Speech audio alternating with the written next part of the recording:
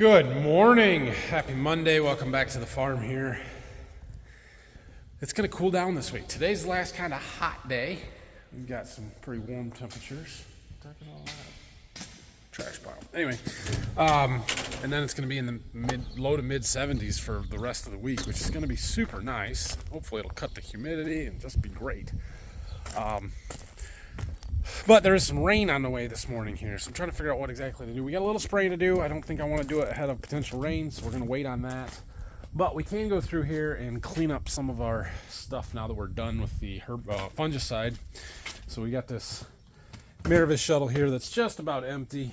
We're going to pump what's in there in jugs and get the shuttle rinsed out and be done with that. Just get some stuff cleaned up here.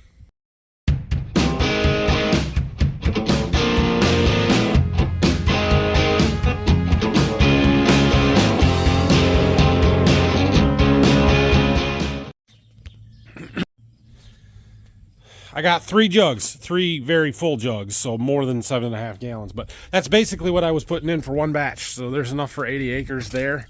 That's pretty darn close. To be that far off on an entire shuttle, that's pretty good. So I'm going to turn our water on here and we'll rinse it out. And I'm just going to put it into the mixed tank that we've got there in the dike, and we'll just run the rinseate water off in another spray load somewhere. Get that shuttle cleaned out. Gosh dang, look at that. That pitcher, that's all rainwater from the big storm we had there last week, whatever day that was, Thursday night. That looks like more than 2.6 inches to me. It does funnel a little bit, but we got a lot of rain. It's good. It's all good. Crops are looking really good now. So, okay, that shuttle is empty. We'll put those jugs away. We might use them yet this year. We might not. Don't really need them. A little extra insecticide here that we'll probably use some of this.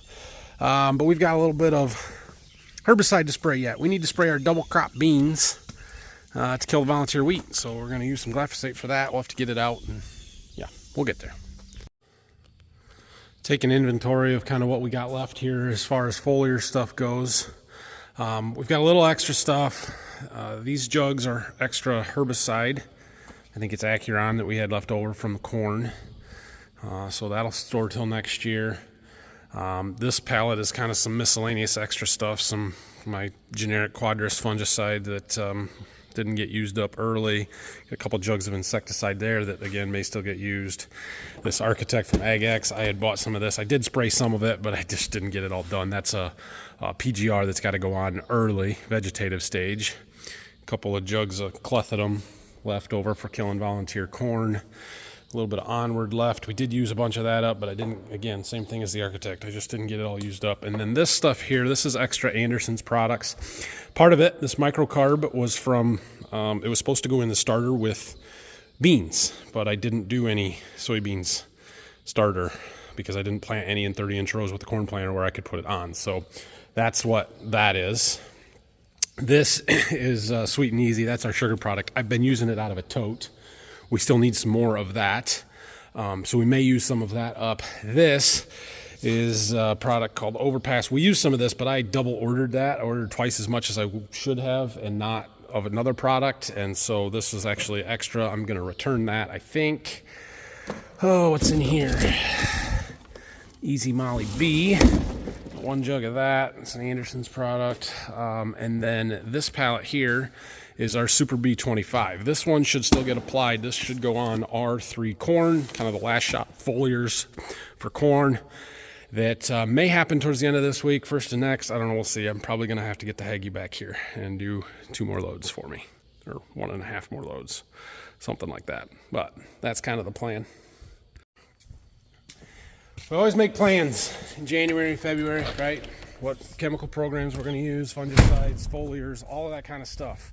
And no matter how hard I try and good of a plan I put together, it never quite works out the way that you want.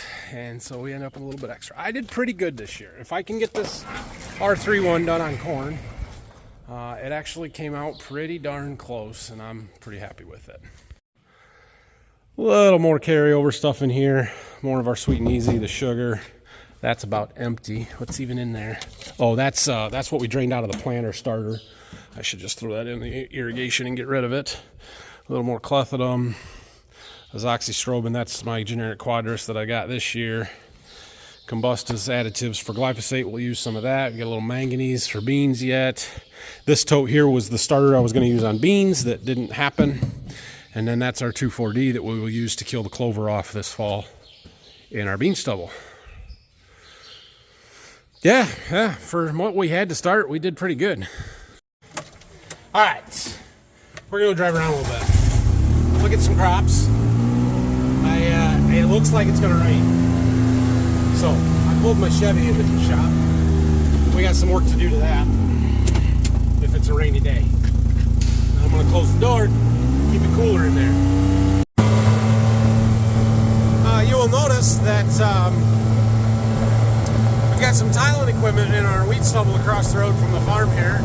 We're going to put a load of tile in, a few string of some floors. We've already got mains in this field. It's a rented farm that we have been tiling for 30 years, trying to do little bits at a time. And, well, it's going to go there this year.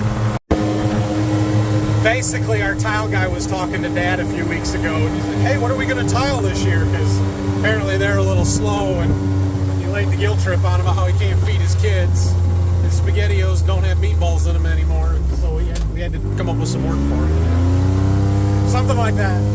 Now, those guys are really good. They have put tile in for us basically every year since Dad moved here in 1980. Great operation, and we get along really well. They're the same guys that laid our irrigation pipe up there when we were getting that put in earlier this year, so we're going to do a little bit there. All right, so I've told you guys a little bit here. We've been putting some chicken litter on our fields. We really like the chicken litter as a fertilizer source. It adds a lot of organic matter, a lot of just really good nutrient value.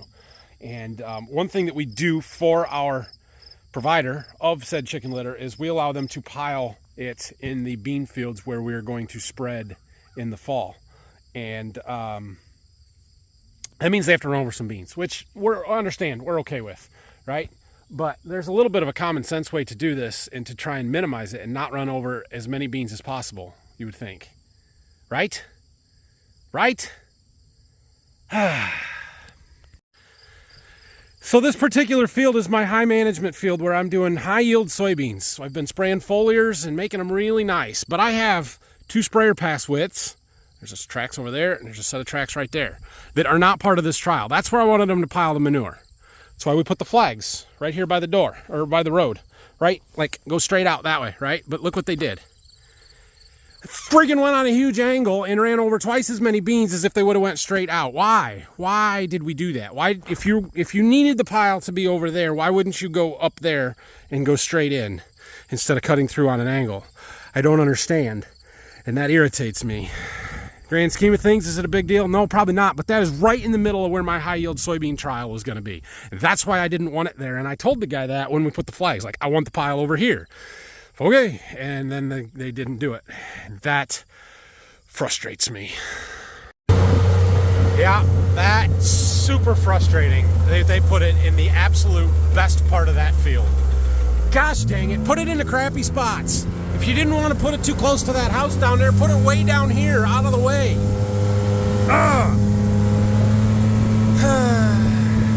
want it done right, do it yourself. I guess we'll have to stop using chicken litter, right? No, probably not, but man, that's frustrating. What I should have done is made them pile it over here in this wheat field that is also ours and stayed the heck out of the beans to start with. That would have been the smart thing for me to do, but when we put the flags in, it was before the wheat came off, and I thought they were going to haul it way back in June, and not the end of July when they finally got to it, so dang it. Anyway, let's walk out here and check out some corn, shall we? This is day 1 of corn planting, the first field that we planted. It is 110-day corn and should look pretty darn good. What was it, May 2nd, 3rd day we started, something like that. We did spray fungicide out here, but I'm curious if we've got any disease, any tar spot coming. And just, yeah, what everything looks like. We'll look at the ears and the growth stages a little bit. Leaves are dirty. That's all pollen. This is all just pollen that accumulated on the leaves. No big deal. Some of this concerns me some, but it doesn't really look like disease. Don't see any tar spot. I don't see any. I found some in the plot the other day, but it was very minor. Why don't we have it like everybody else? That's what I want to know. My agronomist will tell you it's because we manage it, we spray fungicide, and we plant the brand of corn that we plant. Which I would tell you what it is if they would pay me to do so, but they don't. You can figure it out, I'm sure. There's a lot of black specks on that leaf. None of them are tar spot. Nope. It looks pretty good. Looks pretty good. All right, let's look at some ears. Nice, nice. Nice, not as nice. Nice, nice, nice. Yeah. We're going to be okay out here. I'm just going to pull it. We're going to walk out to look at it because, holy cow, it's no fun being out here. These leaves are still wet. Which is where disease comes from, by the way. See all this leaf wetness and the rainstorm that's coming? That's not disease, that's a bug. That's where it comes from, but we still don't have it.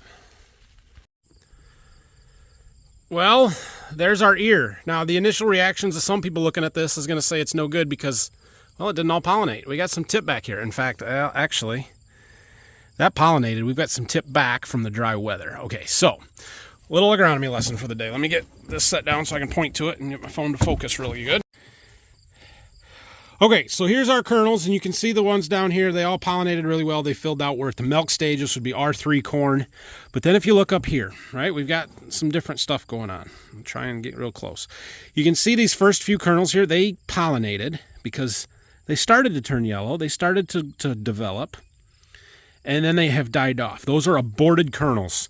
Because of how dry we were before we got that rain the other day, the corn was starting to abort some kernels off. Basically, it was telling itself, hey, well, we're getting short on water and resources and nutrients here. We aren't going to be able to support all of these kernels and make them all develop, so we better cut back so we can develop the ones that we do have, or, you know, as many as we can, but get them all the way developed. Yeah, anyway, so basically, these are aborted kernels. Now, if you look about right here, I don't know if it's going to show real well, but these kernels up here, these last 4 or 5 or so, those never even started to develop. There's a line right here. And the ones on the very tip there are unpollinated. They basically, the silks never grew out enough to grab the pollen grain, or by the time they grew out of the end of the husks, there was no pollen left for them to pollinate. So had we had plenty of moisture the last 2 weeks, basically this is the amount of tip back that we had, and these kernels would have filled out. Is that going to cost us? Yeah, absolutely. That's going to cost us. But we've got plenty of moisture now, so that will stop. And anything that's still got some yellow in it here should continue to develop and get a little bit bigger. And the rest of this ear is going to fill out. And the goal now, our kernel number is already determined, right? We're not going to change how many kernels we're going to get. But what we can change is the size of those kernels. So the goal now is to pack as much nutrients and starch into each one of these kernels as possible, make them as dense as possible. Not to improve our test weight, but to improve our kernel weights, because we need these kernels to be as heavy as possible. So to that kernel right there, we're 43 long. This is 16 around. That's not a bad ear.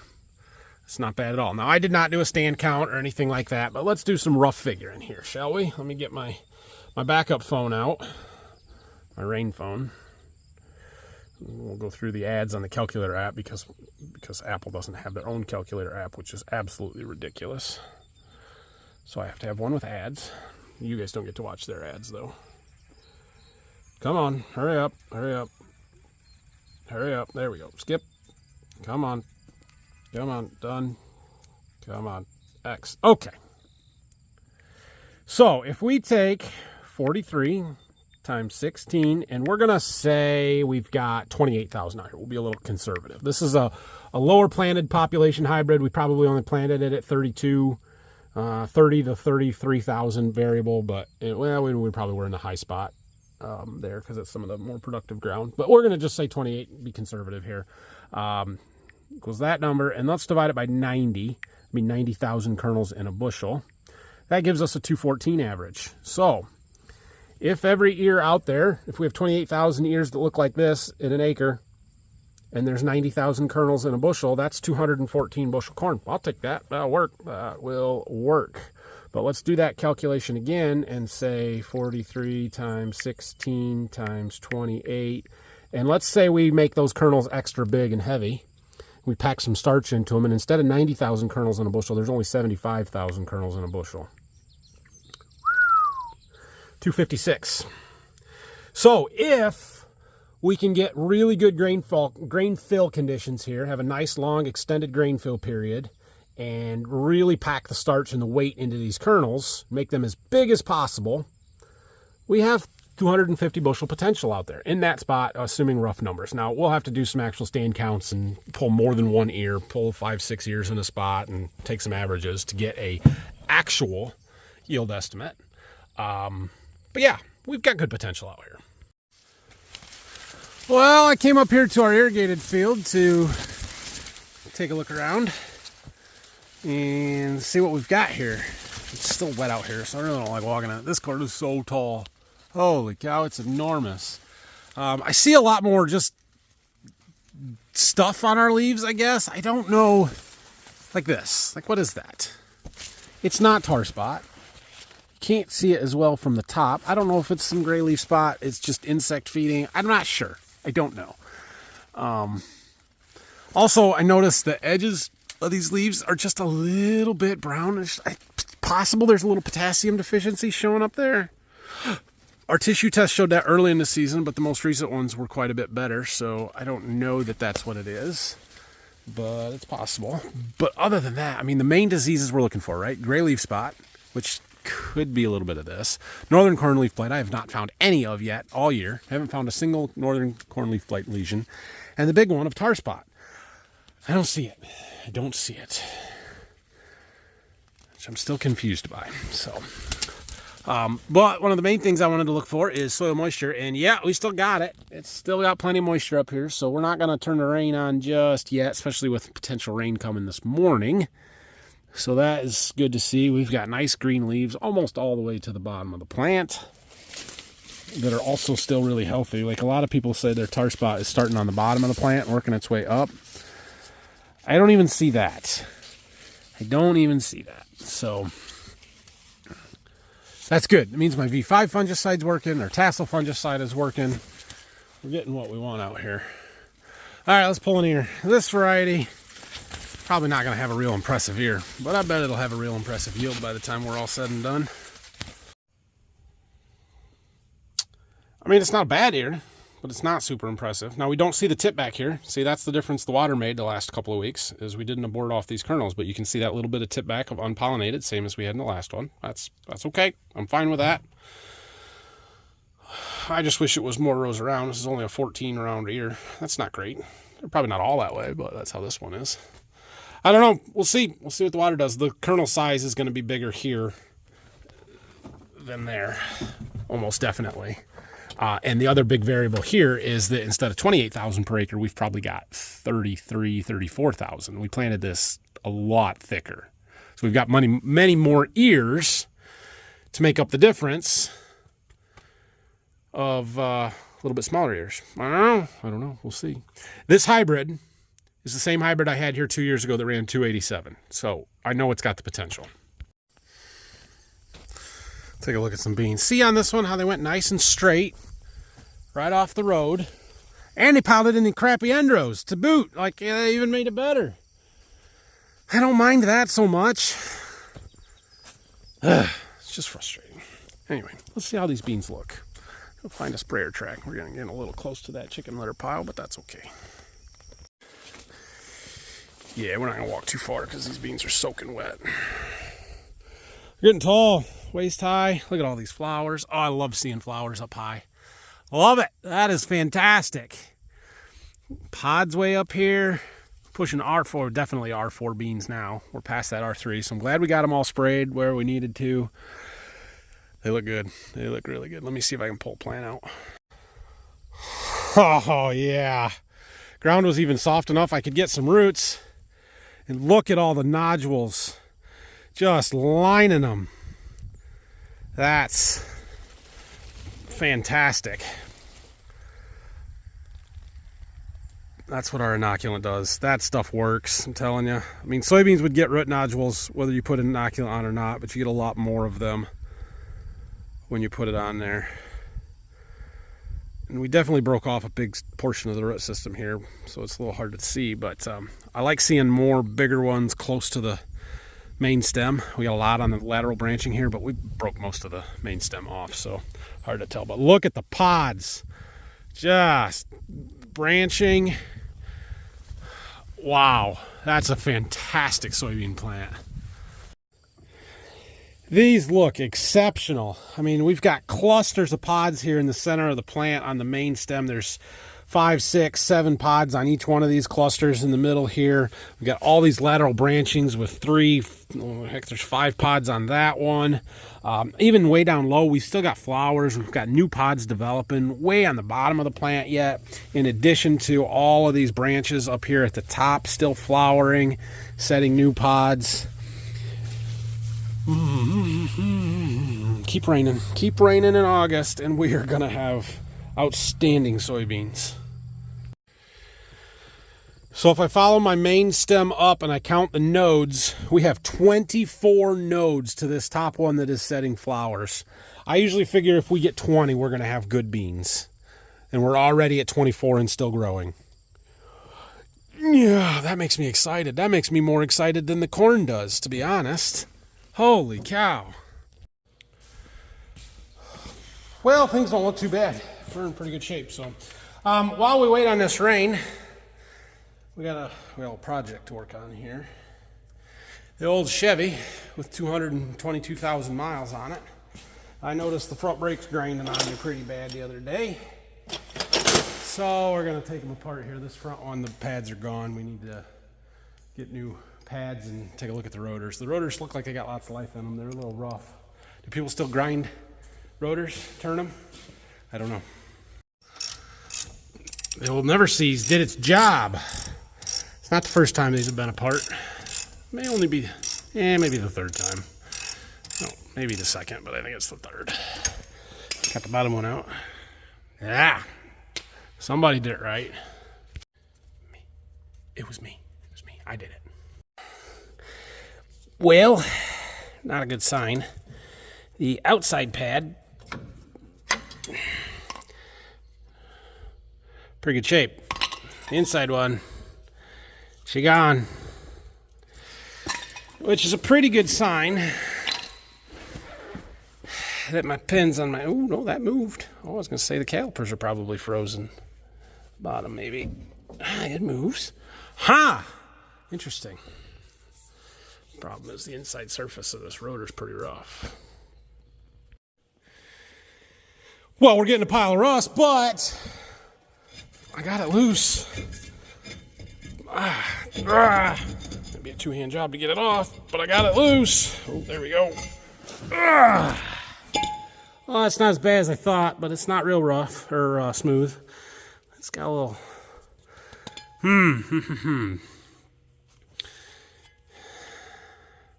How much are new rotors? How much do you spend on a truck with 220,000 miles on it?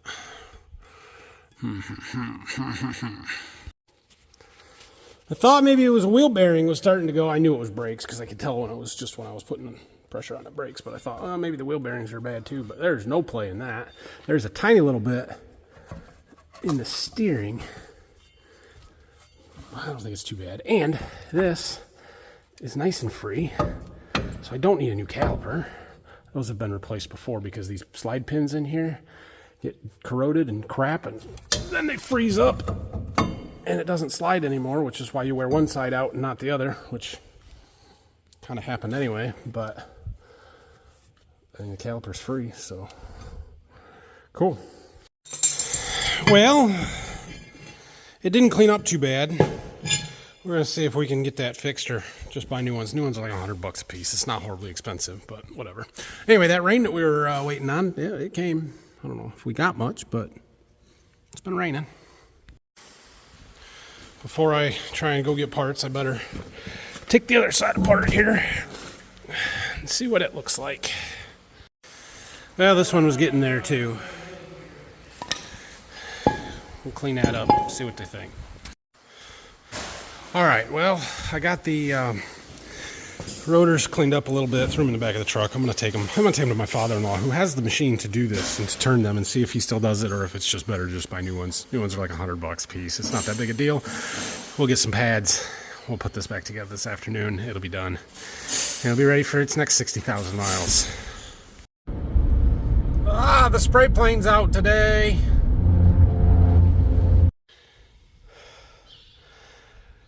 Yeah, I got parts. We ended up with new ones. Those other old rotors were, he said we could try it, but when the pieces start flaking off, they get underneath the cutting head, and they were rough enough. It wasn't worth it. It's not worth it. This is not that expensive. So we put new ones on. Now, it is entirely possible, maybe even likely, that I said that I'll never have to do this again.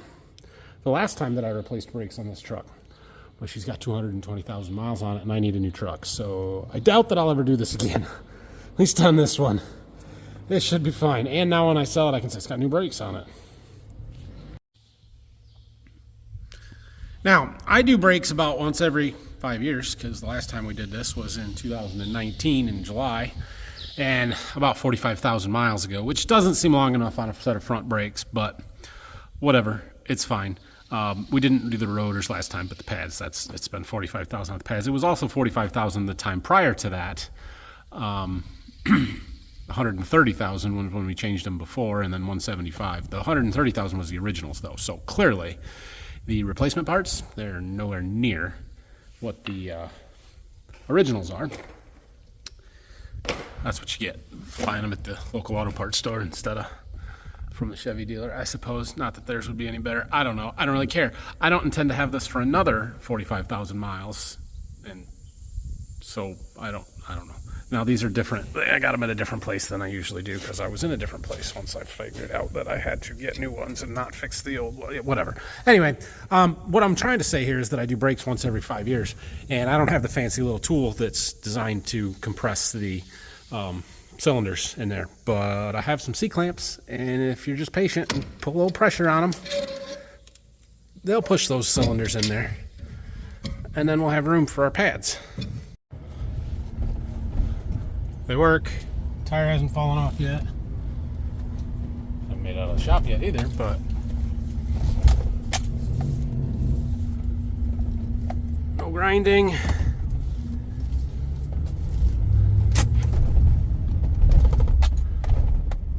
Oh, good deal. Dad started a project this morning as well, because our lawnmower has developed a big oil leak over the past week or so here. And trying to figure out where it was coming from. Well, it's a head gasket. This one, I think. There, or maybe down here. No. Anyway, yeah. We thought the oil filter was a little loose. We thought maybe that was it, but he started it up and said he could just see the oil pouring out of it. So that's super fun, and we'll have to get it fixed. The Kawasaki engine in the old lawnmower there has been less than reliable. Got 800 and some hours on it, but that is the second engine. First one blew, and now this one's got a head gasket leak, so it's not great. So we ended up with about 1/10 of an inch of rain this morning. Not much. It's gone. Sun's come out. It's a little cloudy yet, but threat of rain immediately is gone. So we're going to go ahead and get our load of spraying done. We're going to spray the double crop beans across the road, kill the clover and the volunteer wheat that's growing out there, whatever else. And we'll see. We might get some double crop beans. We do need to make the trip to Berkey and spray all of the wheat stubble down there that's got double crop beans in it. We'll do that sometime this week, but I'm not going to go today and probably not tomorrow, because there's still a threat of rain, and if I'm going to go, I want to be able to go and do it all. All right, we are right across the road from the farm. Here's our double crop beans. They're looking really good. And we got about 25 acres. We're going to spray them. Dad's in the back digging out trees, and Phil just came and got the 8R and drove back there with nothing attached. That's strangely suspicious. Either Dad got stuck or he's got a big tree that needs drug out. Either way, we're going to be back there in a minute, so we'll figure it out.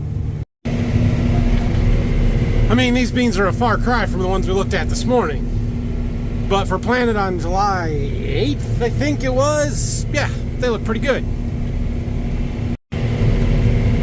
Ah, there goes the tractor already. So he wasn't in there bad if he was stuck. There is an awful lot of mud on his tires, though. He's clearing some trees out because there's a tile outlet in there somewhere. He's trying to find it. Got our spraying done. That's good. I think that's going to be about it for today. So we're going to see. I'm trying to remember if Brock's coming tomorrow or not. I think he is. We'll probably work down in the seed warehouse. It's supposed to be cooler. More chances of rain tomorrow. But we'll see. But I would like to keep working on my ceiling down there. Get some of that. What's going on? There we go. And what else was I going to do? Oh, I might have to make a run up to Jonesville tomorrow. Might have to tear a lawnmower apart tomorrow. We'll see. And we'll see how the tiling project is going. I'll go give you an update on that tomorrow. Probably wait until Wednesday before we head to Berkey to spray the double crop beans down there after the rain threats are passed for the week. Some of you guys keep asking me how the sweet corn is doing. Well, we're going to go pick some more. The first planting is about done. It wasn't great. The ears were small. It tastes good, but the ears are just kind of small. The second planting is much bigger ears, and it's really good sweet corn, and there's a ton of it. In fact, on Saturday I picked 12 dozen and wholesaled them to a neighbor who does farmers market stuff and said, here, have some sweet corn. But there's still a fair bit down there, and we got 2 more plantings coming, so lots of sweet corn right now. We also need to get some concrete poured tomorrow for my post up at the irrigation field. Got a couple of field days going on up there in the next couple of weeks that we need to get that shaped up a little bit. So I might hook the box scraper up to the 40-20 and take that up there because it will help level things off. We can take the gator with some Roundup, kill some weeds, and get our posts in and painted, and then that job will be done, and just keep buttoning things up a little bit. We didn't get much rain today. We'll see what happens tomorrow, but if we don't get any more rain tomorrow, it'll probably be about time to start that thing back up again. Oh yeah, and we're done with that. Don't need the water tender anymore. So we should get that put in the barn, preferably at Berkey. Thanks for watching. Don't forget to like and subscribe. Head on over to Farm Focus, grab yourself the Best RX t-shirt, borderviewfarms.com. You can get there from there too. We'll see you guys tomorrow. Sweet corn.